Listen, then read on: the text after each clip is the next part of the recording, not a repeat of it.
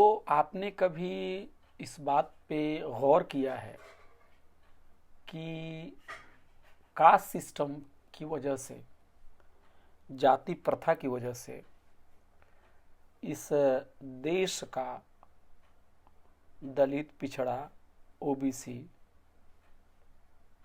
परेशान है, भेदभाव झेल रहा है और कदम कदम पे उसे मुश्किलों का सामना करना पड़ता है। ज़मीन जायदाद का मामला हो या फिर कारोबार का, यूनिवर्सिटी और कॉलेज का मसला हो या फिर मीडिया या धार्मिक संगठन, संस्थाएं, हर जगह से बहुजनों की बेदखली है। उनको उनका अधिकार नहीं मिल पा रहा है। वो नौकरियों से गायब हैं और जो बड़े बड़े पोस्ट हैं वहाँ पे उनका एक्सक्लूज़न और भी ज़्यादा है। जहाँ बहुजन सालों सालों से, सदियों सदियों से शोषण के शिकार हैं, वहीं मुट्ठी भर ताकतवर, पैसे वाले, बड़ी जाति के लोग उनके साथ भेदभाव कर रहे हैं, उनके खिलाफ साजिशें कर रहे हैं, उनको न्याय नहीं दे रहे हैं। और यह सिलसिला बहुत लंबे वक्त से जारी है। क्या वजह है कि ये जो शोषण पे जो आधारित जो कास्ट सिस्टम, जो जाति प्रथा है, यह इतनी आसानी से टूट नहीं रहा है, यह इतनी आसानी से ख़त्म नहीं हो रहा है। बहुत सारे आंदोलन हुए, बहुत सारे लोगों ने कुर्बानियाँ दी, बहुत बड़े बड़े योद्धाओं ने जाति प्रथा को पूरी तरह से ख़त्म करने के लिए लड़ाइयाँ लड़ी, लेकिन जाति प्रथा पूरी तरह से ख़त्म नहीं हुआ। जाति प्रथा आज भी एक लोकतांत्रिक देश में भी मौजूद है। कुछ लोगों का मानना है कि यह पहले से और भी ज़्यादा ताकतवर हो गया है। इसका जो रूप है वह और ज़्यादा कॉम्प्लेक्स हो गया है। क्या वजह है कि ये जाति प्रथा खत्म नहीं हो पा रही है? अगर इस सवाल को अगर हल करना है, इस सवाल को समझना है, तो हमें डॉक्टर बी.आर. अम्बेडकर के द्वारा दिया गया जो कंसेप्ट है, जो अवधारणा है, ग्रेडेड इनइक्वालिटी, जिसको हिंदी में कहेंगे श्रेणीबद्ध असमानता, श्रेणीबद्ध असमानता। आम जबान में उसे कह सकते हैं कि जो कास्ट सिस्टम के अंदर में जो दर्जाबंदी है, ये एक बहुत बड़ी वजह है जिसकी वजह से जो वंचित हैं उनके बीच में यूनिटी नहीं बन पाती है। और जब तक बहुजनों के बीच में यूनिटी कायम नहीं होगी, तब तक शोषण पे आधारित ये कास्ट सिस्टम ख़त्म नहीं हो सकता। तो ग्रेडेड इनइक्वालिटी के बारे में डॉक्टर अंबेडकर ने कई जगहों पे इसके बारे में समझाया है और बताया है कि ग्रेडेड इनइक्वालिटी की वजह से कास्ट जो है ये काफ़ी कॉम्प्लेक्स सिस्टम है। इसका जो अत्याचार, कास्ट सिस्टम का ये जो शोषण है, ये बहुत ही टिकाऊ हो जाता है। इसको ख़त्म करना इतना आसान नहीं होता है। और इसी सारी बातों को समझाने के लिए अंबेडकर जी ने ग्रेडेड इनइक्वालिटी यानी श्रेणीबद्ध असमानता की बात बताई है, उसकी अवधारणा, कंसेप्ट दिया है। तो हम इसी पे आज चर्चा करेंगे कि ये ग्रेडेड इनइक्वालिटी होता क्या है। तो अंबेडकर जी ने 4-5 बातें ग्रेडेड इनइक्वालिटी के बारे में मुख्य तौर से कही है। पहला एक कि कास्ट सिस्टम को अगर आपको समझना है तो आप इसे ग्रेडेड इनइक्वालिटी के ही चश्मे से समझ सकते हैं।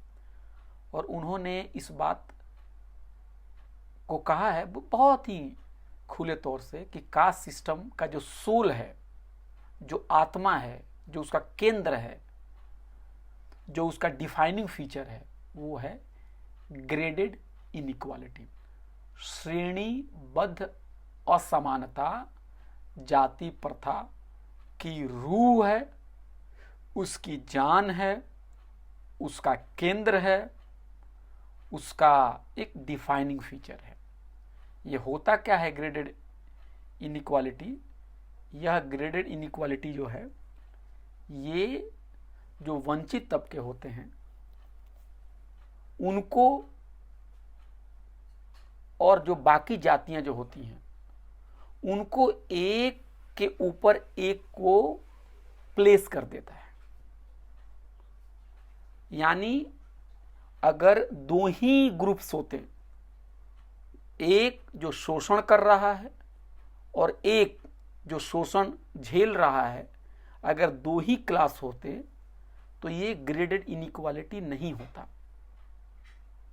दो क्लासेस होते तो इनइक्वालिटी को खत्म करना आसान होता, क्योंकि बहुसंख्यक बहुजन को आप या कोई भी शोषण के आधार पे उन्हें मुत्तहिद कर सकता था, उन्हें यूनाइट कर सकता था। और ये यूनिटी जो है वो जो अत्याचार करने वाले जो लोग हैं, शोषण करने वाले लोग हैं, उनकी ज़मीन जो है पैरों के नीचे से, ये जो तबका अगर उसमें यूनिटी हो जाती तो ये तबका उनके पैरों के नीचे से ज़मीन खींच लेता और फिर ये सिस्टम खत्म हो जाता। लेकिन ग्रेडेड इनइक्वालिटीज़ का मतलब है हर जातियां एक जाति के ऊपर बैठी हुई हैं और एक जाति के नीचे बैठी हुई हैं। यानी अगर मान लीजिए हजारों जातियां हैं तो इन जातियों को आप स्केल पर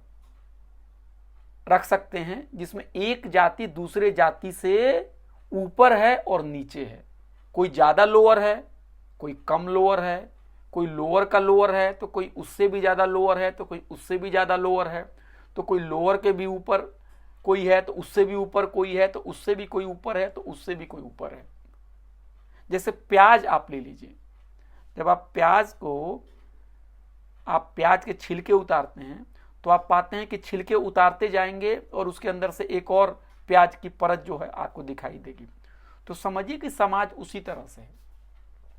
हर व्यक्ति किसी न किसी कास्ट में पैदा हुआ है और हर कास्ट अपने से नीचे की जो जाति है उसका शोषण कर रहा है और अपने से ऊपर जाति से वो शोषित हो रहा है।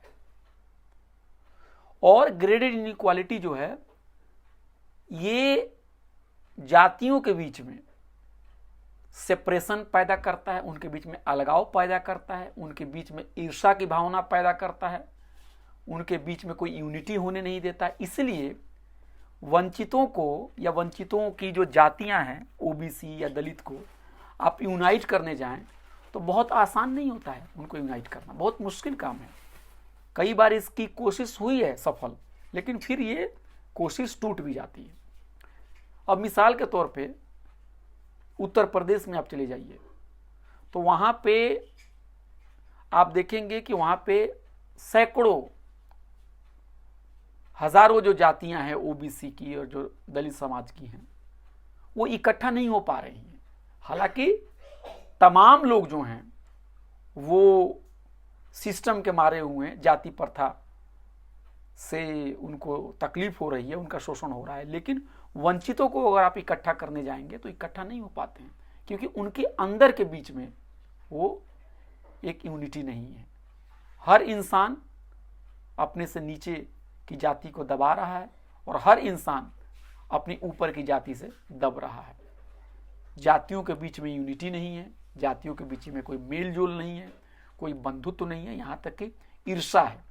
और एक और दिलचस्प बात यह है कि हर वंचितों के बीच में यूनिटी इसलिए नहीं हो पाती है कि वंचितों के बीच में जो जातियां हैं उनमें किसी एक जाति को लगता है कि अगर यूनिटी हो जाएगी तो मेरे से जो नीचे जाति के जो व्यक्ति हैं वो हमारे बराबर हो जाएंगे या हमसे ऊपर चले जाएंगे। तो कई बार ईर्ष्या की भावना की वजह से जितना दर्द उनको ऊपर की जातियों से परेशान होने में नहीं महसूस होता है, उतने ज्यादा खुशी उनको अपने नीचे के लोगों को दबाने में होती है। ये कॉम्प्लेक्सिटी है ग्रेडेड इनइक्वालिटी की। इसीलिए क्लास से भी ज्यादा एक तरह का कॉम्प्लेक्स सिस्टम कास्ट का हो जाता है, क्योंकि क्लास के अंदर में आप वो ग्रेडेड इनइक्वालिटी आपको नहीं दिखती है उस तरह से। आप हैप्स एंड हैप्स नॉट, मजदूर और पूंजीपति के बीच में आप एक बाइनरी खींच सकते हैं। मजदूरों को आप पूंजीपतियों के शोषण के खिलाफ इकट्ठा कर सकते हैं, लेकिन यहाँ भारत में जातियों के बीच में कोई यूनिटी नहीं हो पाती है। तो ये ग्रेडेड इनइक्वालिटी जो है ये एक बहुत बड़ा एक बाधा है कास्ट सिस्टम को दूर करने के लिए, और कास्ट सिस्टम डेमोक्रेसी की राह में एक बहुत बड़ा बाधा है। इसीलिए आप देखेंगे कि डेमोक्रेसी यहाँ हिंदुस्तान में 70-80 साल से कायम है, लेकिन अभी भी दलित बहुजनों को उनके अधिकार नहीं मिल पा रहे हैं, क्योंकि कास्ट सिस्टम जो है वो ग्रेडेड इनइक्वालिटी के सिद्धांत पे टिका हुआ है, जिसमें हर जातियां ऊपर की जातियों से दबती हैं और अपने नीचे के जातियों को दबाती हैं, और ऊपर की जातियों में जाएंगे तो सम्मान मिलेगा और नीचे की जातियों में जाएंगे तो अपमान मिलेगा। नीचे की जातियों में अगर आप जाएंगे तो वहाँ उस जाति के खिलाफ अपमान और नफरत पाई जाती है। तो ये सबसे बड़ी वजह है कि हमारे देश में एक यूनिटी नहीं बन पाती है, और जो लोग राष्ट्रवाद की बात करते हैं उनको भी ये बात समझ में नहीं आती है कि हथियार रख लेने से, बंदूक रख लेने से मुल्क की जो सिक्योरिटी है, मुल्क की जो सुरक्षा है वो मजबूत नहीं होती है जब तक लोगों के बीच में एक फ्रेटर्निटी, एक बंधुत्व की भावना ना हो। और लोगों के बीच में बंधुत्व की भावना कैसे होगी जब लोग जात के नाम पे बटे हुए होंगे और एक जात दूसरी जाति को दबाए और खुद अपने ऊपर बैठी जातियों से दबे। इसीलिए अम्बेडकर साहब ने कई बार इस बातों को कहा है कि हिंदू कास्ट सिस्टम में बराबरी लाना इतना आसान नहीं है। तो ये एक बहुत ही चैलेंजिंग काम है, और जो भी दलित बहुजन आंदोलन से जो लोग जुड़े हुए हैं, जो लीडर हैं, जो राइटर हैं, जो एक्टिविस्ट हैं, उनको ग्रेडेड इनइक्वालिटी की वजह से जो चैलेंजेस पैदा होते हैं बहुजन समाज के बीच में यूनिटी पैदा करने में, उसको समझना चाहिए और उसको दूर करने की कोशिश करनी चाहिए, ताकि बहुजनों के बीच में एक यूनिटी हो। और जब तक यूनिटी नहीं होगी तब तक कोई समता, करुणा का जो रास्ता है वो खुल नहीं पाएगा। आपका बहुत बहुत शुक्रिया।